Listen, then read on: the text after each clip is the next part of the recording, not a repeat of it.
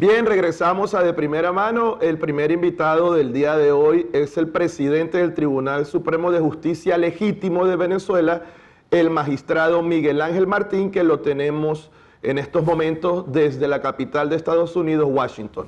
Magistrados, pero mil gracias por aceptar mi invitación. Yo sé que por su posición es difícil dar entrevistas y es la segunda vez que usted me otorga la amabilidad de dejarlo entrevistar. Muchas gracias. Gracias a ti, Carlos. Usted está en Washington, como dije ahorita en la introducción de este segmento. ¿Nos podría decir qué está haciendo en Washington en estos momentos? Bueno, aquí en Washington seguimos haciendo lo que hemos venido haciendo desde el principio, que es ser la voz de la ley, de la constitucionalidad y seguir garantizando el tránsito por el orden en Venezuela a través de la Constitución y la ley.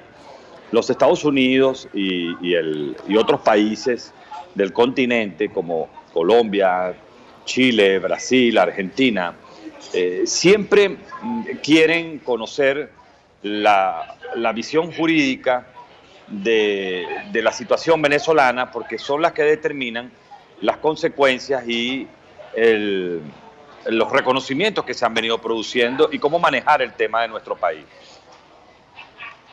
¿Usted por qué cree que la mayoría de los líderes de la oposición venezolana, incluyendo al presidente interino o al presidente encargado Juan Guaidó, no mencionan al Tribunal Supremo de Justicia Legítimo del Exilio? ¿A qué se debe esto? Mira, eso tendrías que preguntárselo a ellos. Yo lo que puedo decir que ayer la Unión Europea, hubo varios voceros de la Unión Europea que hablaron de la sentencia de condena de Nicolás Maduro Moro y hablaron del trabajo que hicimos en el Tribunal Supremo de Justicia. En el Consejo Permanente de la Organización de Estados Americanos, varios de los de los embajadores han hecho mención de la sentencia y del trabajo que viene realizando el Tribunal Supremo de Justicia. La sentencia referida a la condena a Nicolás Maduro Moro, que fue la que originó el vacío de poder en Venezuela. Sí, de verdad que es bastante. Bueno, desde mi punto de vista yo no lo entiendo porque tanto Estados Unidos como la Unión Europea y Colombia, de hecho ustedes sesionaron varias veces en Colombia, sí reconocen al Tribunal Supremo de Justicia Legítimo del Exilio. Ahora, ha habido mucha polémica con respecto a este Tribunal Supremo de Justicia, magistrado Miguel Ángel. ¿Me podría decir actualmente cómo está constituido este tribunal y cuál es su jurisprudencia? Sí. El tribunal se mantiene íntegro. Recordemos, Carlos, que estamos todos en el exilio en unas condiciones difíciles, además que los magistrados estamos distribuidos en varios países, 4 países para ser específicos: Estados Unidos, Panamá, Colombia y Chile. A pesar de la distancia, nosotros tenemos reuniones semanales en materia, lo que es la Junta Directiva que yo presido, y la Sala Plena del Tribunal Supremo de Justicia se reúne un promedio de cada 15 días. Desde el comienzo de este año nosotros nos declaramos en sesión permanente. Mañana yo voy a la ciudad de Miami, donde hace vida un número importante de magistrados, y desde ahí, por vía Skype, vamos a tener una sesión plenaria en la cual, dentro de los temas o puntos que va a ser objeto de discusión, es precisamente el tema de la transición de Venezuela. El tribunal viene, tú lo puedes haber visto, Carlos, y toda la audiencia, a través de nuestras redes, de las cuentas de las redes sociales del tribunal, hemos venido marcando la agenda por medio de comunicados oficiales en el ejercicio de las atribuciones que me confiere como presidente del Tribunal Supremo de Justicia, de lo cual yo recibo los insumos de los compañeros magistrados para garantizar que la transición en Venezuela esté dentro del marco de la constitucionalidad.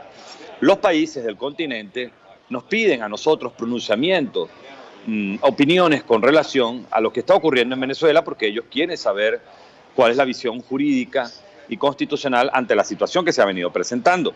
Ustedes pueden ver, por ejemplo, cómo nosotros, desde el primer momento en que se erigió presidente de la Asamblea Nacional el diputado Juan Guaidó, nosotros lo exhortamos a que llenara el vacío de poder que ya venía desde el mes de abril existiendo en nuestro país, y gracias a Dios lo colmó el presidente encargado de la República. El diputado Juan Guaidó decidió asumir la presidencia de encargada de la República. Después lo exhortamos a que procediera al juramento de ley, prestó el juramento de ley. Nosotros avalamos jurídicamente el acto de juramentación que se realizó ante el pueblo frente a un cabildo y frente a la Junta Directiva de la Asamblea Nacional. Y hemos venido y continuaremos siendo los guardianes de la Constitución en Venezuela hasta lograr nuestra liberación y después que comience la reconstrucción del país. O sea, magistrado, que usted como presidente del Tribunal Supremo de Justicia Legítimo de Venezuela está de acuerdo, y de hecho yo leí la exhortación que el tribunal le hizo al presidente encargado de que tenía que juramentarse, porque hubo una polémica muy grande en la que algunos juristas importantes y abogados constitucionalistas dijeron que no era necesaria la juramentación porque sencillamente ya el artículo 233 le otorgaba de manera automática la presidencia interina de la República, mientras que muchas personas, incluyéndome a mí, yo también dije que bueno, sí tenía que juramentarse porque no solo era un acto jurídico, sino también simbólico. O sea que de manera tal que sí tenía que hacerlo, ¿correcto? Bueno, mira, yo creo en los ritos como juez. Lo correcto, tenemos una ley de juramento en Venezuela que tiene más de 50 años de vigencia, y todo funcionario público que asume, que es designado a un cargo público, en el caso del presidente de la Asamblea Nacional, su designación se deriva desde la misma Constitución y por ser el presidente de la Asamblea Nacional.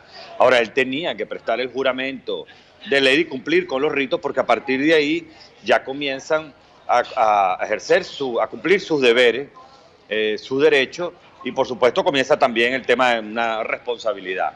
Él como presidente de la Asamblea Nacional tenía que asumir el cargo, tenía que cumplir el juramento de ley, porque eso es como si fuera una misa sin evangelio. Carlos, necesitábamos el rito correspondiente, se cumplió, y ahora vemos cómo hemos ido transitando del caos al orden. Totalmente de acuerdo, magistrado. Ahora, desde el punto de vista jurídico, desde el punto de vista legal, ¿cuáles son los tiempos en los cuales el presidente encargado Juan Guaidó se puede mantener en el cargo? ¿Hay un lapso de tiempo específico? Porque yo entiendo también que estamos entrando a lo mejor en una salida extraconstitucional o supraconstitucional, ¿no? No, yo no creo que estemos entrando a una fase de supraconstitucionalidad. Yo creo que tenemos que seguir estando dentro del marco constitucional, dentro del marco de la ley. El artículo 233 establece unas condiciones que en este momento el tribunal está evaluando y a los fines de comunicarlo no solo al país, sino también comunicarlo a la comunidad internacional. El artículo 233 establece que el presidente de la República, que es interino, que es encargado, es el presidente de la Asamblea Nacional. Ese artículo también refiere que nosotros tenemos que ir a un proceso de elecciones. Este artículo también refiere que un lapso de 30 días para realizar estas elecciones. Pero todos sabemos en Venezuela que no existen condiciones para las elecciones. Precisamente ahorita estamos haciendo el análisis correspondiente para determinar cómo debe ser visto desde el punto de vista constitucional la continuidad o no de la encargaduría o posiblemente la previsión de la designación de un presidente provisorio, como de hecho es un planteamiento que tiene la Asamblea Nacional en un estatuto para la transición que ha sido aprobado esta semana en una primera sesión.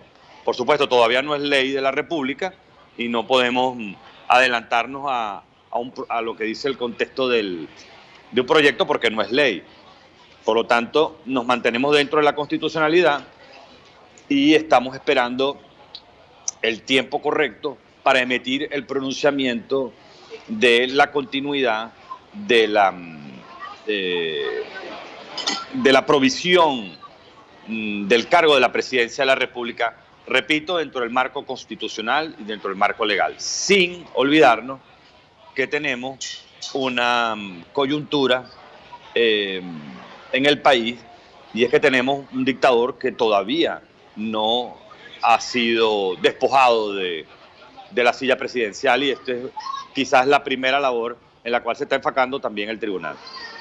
Entendido perfectamente. Es decir, que el presidente encargado, Juan Guaidó, puede estar más de 30 días, ustedes se van a encargar de dictar la sentencia en el momento adecuado. Ahora, magistrado, ¿cuál es la potestad que tiene un presidente de la República a través de esta constitución actual del 99 para, por ejemplo, pedir ayuda militar internacional? La ayuda internacional tiene que venir de la mano, en mi opinión, es por la ayuda humanitaria. Venezuela tiene una crisis social que no ha sido resuelta. Se ha resuelto transitoriamente el tema institucional porque tenemos una encargaduría que asumió el presidente de la Asamblea Nacional. Me refiero a llenar el vacío de poder temporalmente. Creo que debemos avanzar en dos temas.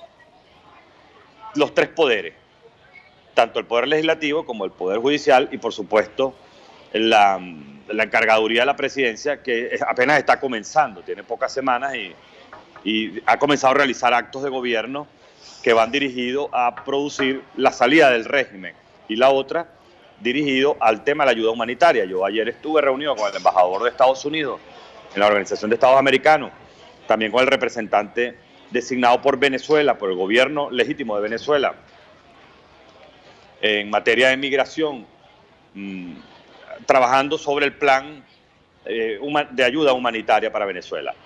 La intención y el esquema de trabajo es que llegue la comida y lleguen los alimentos a Venezuela. En paralelo, quebrar al régimen dictatorial a través de acciones contundentes desde el punto de vista legal internacional, como por ejemplo el haber congelado las cuentas que maneja el señor Nicolás Maduro Moro y sus cómplices, el hecho de que no puede firmar ni actuar en representación de los venezolanos, es decir, él no dirige un gobierno y por lo tanto no tiene firma. Todo esto influye para la presión internacional. No es fácil, Carlos, porque no olvidemos que estamos frente a una organización criminal y todavía tenemos que seguir trabajando para recuperar nuestro país. Yo no creo que sea época de celebraciones, todavía es época de seguir trabajando. Con respecto a la ley de amnistía que aprobó la Asamblea Nacional Venezolana, hay diferentes puntos de vista, pero los dos principales son gente a favor y gente en contra. En mi caso particular estoy en contra porque creo que una ley de amnistía que le permita a personas como Rafael Ramírez regresar al país y lanzarse a presidente, a una candidatura presidencial, ya que sencillamente los cargos contra él serían de corrupción y no de lesa humanidad, que son totalmente distintos. Creo que es una ley de amnistía que desde el punto de vista jurídico está fallida. No sé cuál es su opinión al respecto. Mira, la amnistía es un mecanismo jurídico que está en nuestra Constitución y que es facultativo de la Asamblea Nacional. La amnistía tiene como finalidad suprimir el delito. Existe otra figura que puede producir la extinción de la pena, en el caso de que haya una condena de pena, que es el indulto, que eso es facultativo del presidente de la República. Es decir, ambas figuras, la amnistía y el indulto, están en nuestra Constitución. Lo que acordó la Asamblea Nacional fue trabajar un decreto de amnistía, pero no ha sido dictado ninguna norma de amnistía ni establecidas las reglas de la amnistía. Por lo tanto, eso forma parte ahorita de una retórica política y no forma parte de una discusión jurídica. Yo como juez, lo que te puedo decir es que yo creo en la ley y creo en la sanción de la ley como uno de los mecanismos para que la sociedad se vaya redimiendo y vaya revisándose, apartando, por supuesto, los mecanismos que ya te he mencionado. En el caso de Nicolás Maduro Moro, él fue condenado a un delito y de todas maneras quiero advertir a la audiencia que hay delitos que no están sujetos a amnistía, que son los delitos de lesa humanidad y las violaciones graves de derechos humanos. Todo aquel que haya cometido delitos de lesa humanidad o violaciones graves de derechos humanos jamás puede estar dentro de una norma de amnistía, sencillamente porque eso está fuera de la Constitución y está fuera de los convenios internacionales.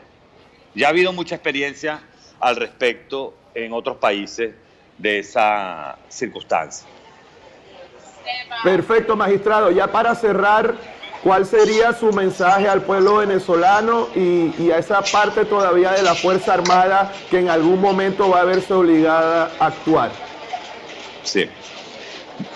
Le queremos decir al pueblo de Venezuela que el Tribunal Supremo de Justicia va a seguir haciendo su trabajo de guardián de la Constitución. Nosotros, desde el primer día, y creo que lo hemos demostrado, hemos sabido darle lectura a la necesidad del pueblo.